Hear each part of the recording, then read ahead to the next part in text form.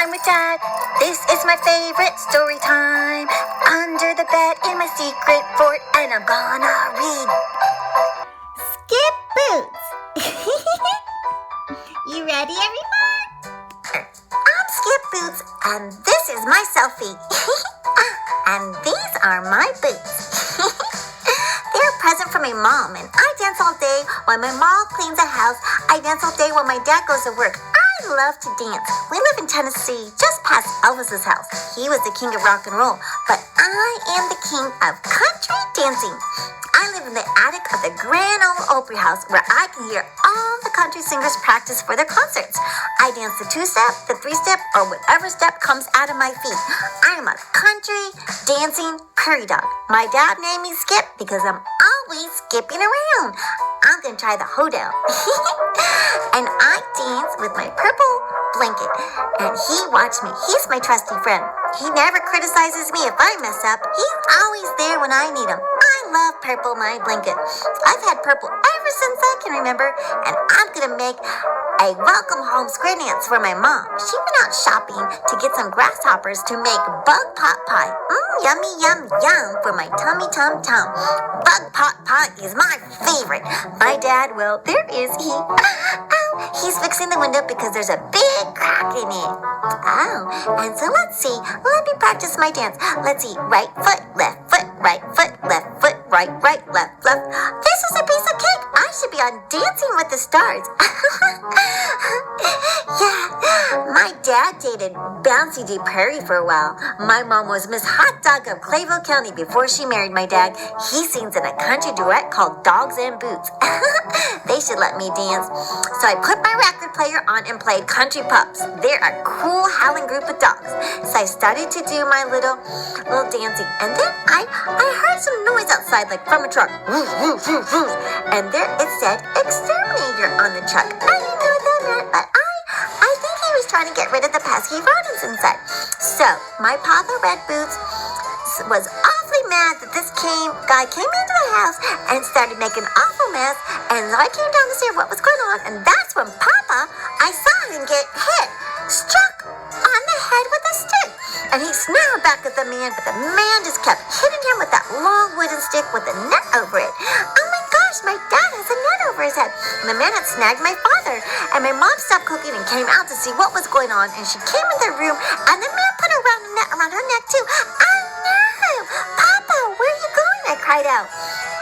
A furry mouse scampered past me in a great hurry. The mouse overheard me and turned to me and said, "To the jungle," he said as his teeth chattered. "Run away as fast as you can, boy." And just like that, the mouse was off. I didn't know where this place was called the jungle, but I decided to look at the phone book. I couldn't find anything called the jungle, but maybe the mouse meant jingles. I found a lot of things with the word jingle. Jingle, jingle bells, jingle juice, jingle sweaters, jingle the piano teacher, but not one, the jungle. I looked at Purple, my blanket, and I couldn't tell if he didn't like the way my father left in a hurry with that truck that said the exterminator with that man with a stick in the net. But Mom is going to be upset about her bug pot pie. I went to go check on it, but it was burnt already. So what do you think, Purple? I took a bite as I had to think. Purple's blanket edges touched the yellow pages and pointed to the words dog pound. I looked at the word dog pound. What the heck is a dog pound? I wondered if it was like the Grand Ole Opry House. Maybe Dad was looking for a new home. Yeah, that has to be it. What do you say, Purple? Shall we go to this dog pound and see? I'll put on my favorite country boots, the one with the stars on them. I want to look my best for the landlord of the dog pound. My father says to look your best and don't worry about the rest. So Purple turned into a cowboy hat so he wouldn't get lost as I headed outside.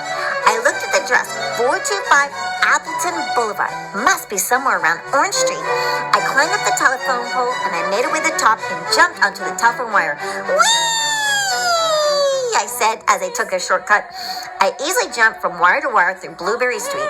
I saw my buddy a squirrel, Squirrely Duds. Hey, Squirrely Duds, how are you? Lost a nut today, but I'm gonna go over to Betty Lou's. She's making pecan pie. She's such a sweet lady who knows how to share the fixing. She always puts a treat on the outside the window ledge for me, Squirrely Duds said cheerfully. Do you know the way to Appleton I use?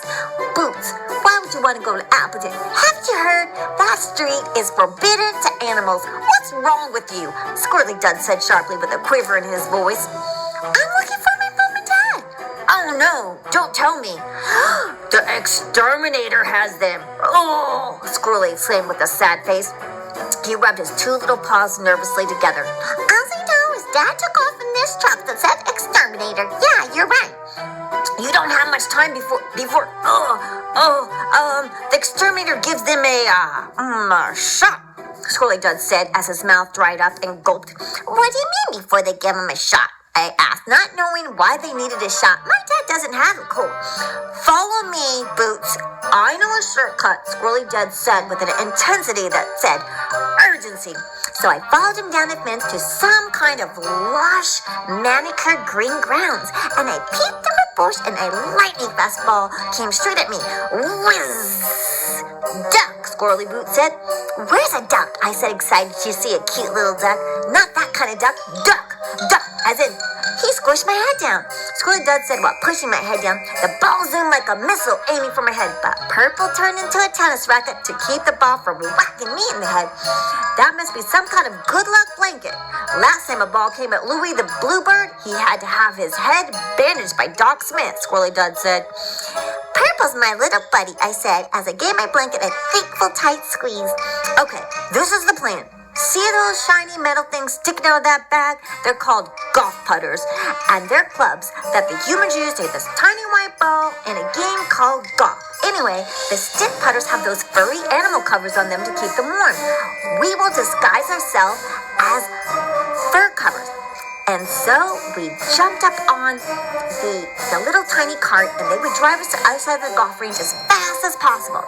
Sounds like a good plan to me. Come on, Purple. We've got to get to the other side. Hurry. Squirrely was one smart squirrel. I knew where the golf course was. People had balls and sticks so they could go in this tiny little hole. Oh, my God, some manicured green grass. So 2 men golfers were in the cart. One picked up my blanket and went to his face with it. He put Purple in his back pocket, and the cart started to zoom to the other side of the long golf course. See, I told you, we'll be in the pound in no time, Squirrely said, whispering as a ball went sailing overhead. It landed in a lake. Splash, splash, splash. The golfers were talking about some hole-in-one thing. I crept and tugged on my blanket from his pants pocket, and the golfer moved, and my blanket fell out of my hands. I tried to tug harder. Okay, we've got to get to par 6 up there. Jump, Squirrely says. I tugged and tugged on my blanket, and finally I yanked it out of the golfer's pocket. He turned around. What in the world is that? He hit the brake, and I flew out of that cart. Whoosh, whoosh, whoosh. My blanket Purple turned into a parachute for me, and I landed in a sandy area. Gee, Boots, you better go and hurry up, Squirrely said while hiding it on the cutter. I hear once those animals goes into that dog pound, they never come out, Squirrely Dud said, swelling hard. Good luck, kid. And just like that, Squirrely zoomed away in the golf cart. The sprinkler system turned on, and it started to rain on me, and my blanket Purple turned into an umbrella, and I ran off. Hey, Purple, what do you think Dud's meant when he said they got months ago when they never come out? I said. Purple had a hurried look on his face and made the umbrella close as if he was scared. I knew I should hurry up and find Dad and Mom. I jumped through several bushes and snuck back around an old lumber house, and I climbed through an old patched-up hole in the wall. I was in the dog pound. Dogs were everywhere and howling. They were making so much noise and barking, and they didn't seem to be happy. I had a cold shiver go up my spine, and I even had cold chill coming from my boots. I ran along the cages and looked for Dad. I saw an old hound dog. He was singing the blues. Ow, oh, oh, oh, oh.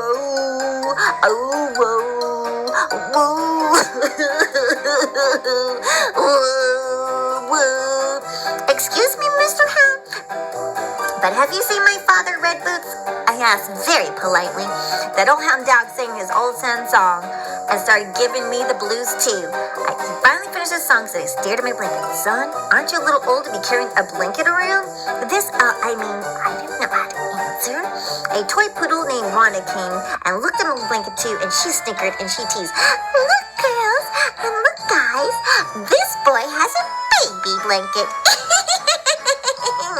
And a couple of the dogs stared through their cages and started to make fun of Purple, my blanket. They started laughing and giggling at me. Singing, baby, baby, the baby has a baby blanket to me. Look at the big bag baby. He's a baby. A cocker spaniel named Kate poked her nose through the cage and said, look, it's even all scraggly. Ruff, ruff. And all the dogs were laughing, howling, ruff, ruff, ruff. Ooh. And all of a sudden, the dogs started to dance in the cages. I could hear the rat-a-tat-tat and the clickety-click-click of the claws. The bulldog Billy gave me the beat with his howl and sang a song. It was popular, every country song, so everyone joined in. Kate sang ever so pretty. She was the angel the way her howling flew. Wanda the toy poodle gave a high pitch, hee-hee-ha-ha-hoo-hee-hee-hee. Ow-woo, ow-woo, ah, woof, woof, woof, and a woof, woof, woof, and a woof, woof, woof, woof, woof, woof, woof, woofy, woof, woofy, woofy, woof, woof, woof, ha, ha, woof, woof, woof. And she did her solo again, and a whole group of toy dogs joined in. There was Candy the Pomeranian, Wiggles the Puggle, and Cinnamon the Dachshund. They sang their happy little pink tongues out. It sounded so cool, this blues song. Soon the baritones, the deeper sounding much, joined. Billy the Bulldog sounded more like a tuba bursting.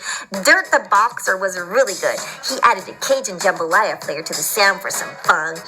The whole pound was singing the cool country bop. All of a sudden, the cages sprang open when Jaimin the German Shepherd and his buddy Knuckles the Rottweiler ripped the locks open with a wrench. They used their steel-like jaws to open the doors. Hurry, you cat, scream, Jaimin ordered. Unless you like being smothered in toxic sleeping fumes, Knuckles warned and growled. Woof, woof, woof, woof. He urged all the dogs off. All the dogs jumped out of their cages. Jaimin had the back door open. Everyone was running out. Everyone that except Red Boots and Patsy Boots. Where are my parents? Excuse me, Mr. Knuckles. Have you seen my father? Knuckles looked down at me. He stared at me and sniffed me good. And what's stopping me from eating you for lunch? Knuckles said grumpily. Why would you want to eat me? I inquired. 'Cause that's what dogs do. They ruffle up the rodents. Grrr, Knuckles growled at me. But I'm not a rodent. I'm a dog. I said to him. You're not a dog. What kind of sound is that? Knuckles informed me wisely. You're not no dog. You're not a prairie dog. You're not even a dog. Jaimin came over to Knuckles. Come on, let's skedaddle. He looked at me. Hey, you look like that fellow Red. Hey, you see my father Red? I cried out happily. He's your father? Well, why didn't you say so, my friend? Knuckles suddenly seemed to like me. I wasn't going to ask him why. He went from wanting to eat me alive to shaking my hand and almost pulling it out of the socket. Your father is the one who gave us the wrench to escape, Jaimin said. Yeah, he sure is a good dude. His wife isn't bad either with her little furry chipmunk cheeks, Knuckles said. I was going to eat him too, come to think of it. And that's when your father traded a wrench for his life. We spared him, and I'm sparing the rest of the animals, Jaimin said. Thank you for not eating my father, Mr. Knuckles and Mr. Jaimin. But can you tell me where he is? I asked. Oh, let me see. A couple dressed up awfully square came in. They looked like city folks, Jaimin said. Yeah, they were scientists or something like that. Safaris. Yeah, that's the word, Safaris. No cowboy boots on their feet. Can you imagine? Knuckles said. Safaris? What's that? I said. You know, they go on trips looking for exotic animals like lions, elephants, crocodiles, giraffes, and they put them in a preservative. And then they name the place so people will come and look and give them money. Knuckles said smartly, what's a crocodile? It's something you eat, I asked. As a matter of fact, I am something a crocodile would like to eat. You're something a lion would eat just for snacks, Knuckles said, chuckling. An alarm went off and 2 men ran up. What in the world? One man with his keys on his belt said as he looked at all the open cages. Looks like we better head out. I did hear that couple's name was Dr. Henry and Cleo Thoreau. I hope that helps you, Jaimin jumped at the man as he approached. The man grabbed his pepper spray to use on Jaimin. I took purple and tossed him like a football, and purple flew right to that man's head and covered his eyes. The man looked like a ghost. Purple ghost. Knuckles jumped on the man's back, knocked him over. The man got up and ran right into a wall and fell down. Boink, boink, boink, boink. Come on, everyone, out, Jaimin said, while leading the remaining pups and dogs out of their cages. Woof, woof! Woof, woof, woof, woof, woof, woof. All the dogs ran out of the dog pound.